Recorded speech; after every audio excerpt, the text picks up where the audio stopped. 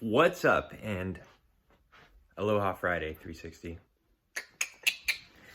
Even in the midst of the COVID panic, gotta celebrate the Aloha Friday. So, day 5.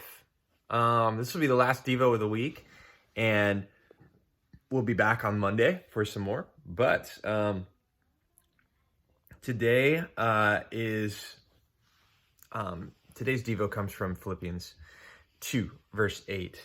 And being found in appearance as a man, he humbled himself by becoming obedient to death, even death on a cross. Philippians 2:8. And if you have some time today, which you probably do, I would encourage you to go and read all of Philippians, but especially Philippians chapter 2, where it talks about the nature of Christ and kind of his attitude and all that. So the topic today is about sort of like selfishness, which I'm sure none of you struggle with.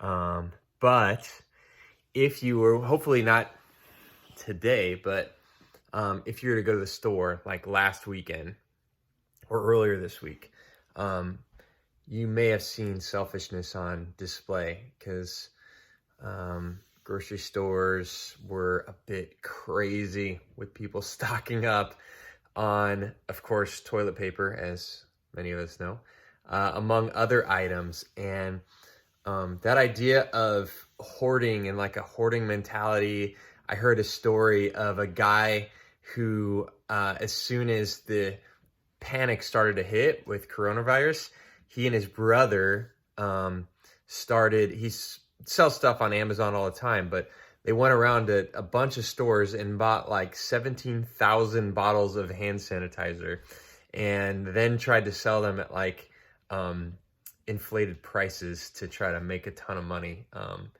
And Amazon actually stopped him from price gouging and didn't allow him to sell, suspended his account. And the guy got a lot of bad press, and eventually he ended up donating all of it to charitable organizations who needed hand sanitizer, which was a nice thing to do. But in light of that, our instincts to hoard or to take care of ourselves first, to be selfish, they come in the time of fear, a time of panic, time of a crisis, and it's exactly the opposite of what Jesus did. When we read about the story of Jesus in the gospel, he models a different way. And the early Christians, the earlier followers of Jesus, interpreted his actions as humble, putting humanity before himself. It's that humility of Jesus that we're called to model. And humility is powerful. It impacts others. There's something even that story that I told you, like for that guy to have that attitude of hoarding of hand sanitizer and then being convicted and humbly kind of saying, you know what, I should just give it. He didn't have to do that. He didn't have to give all away, but he did. And so that idea in Philippians where Paul talks about Jesus being found in appearance as a man and humbling himself by becoming obedient to death, even death on a cross.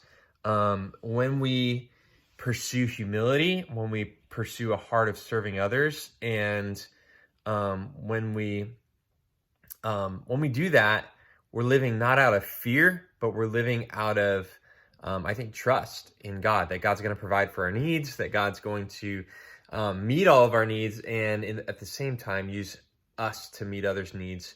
So today, look for ways to humble yourself, to put the needs of others before your own. And you won't have to look far. If you're thinking, oh, whose needs am I going to put before my own? It's probably going to be your own family, to be honest.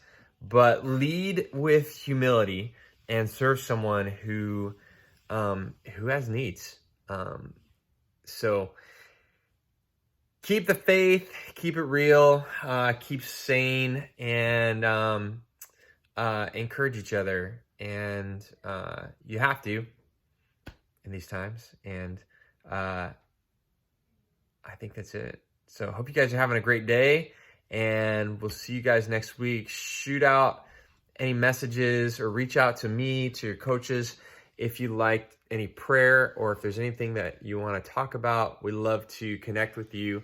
I don't know how long it's going to be until we're able to connect face to face and in person, which is kind of sad, but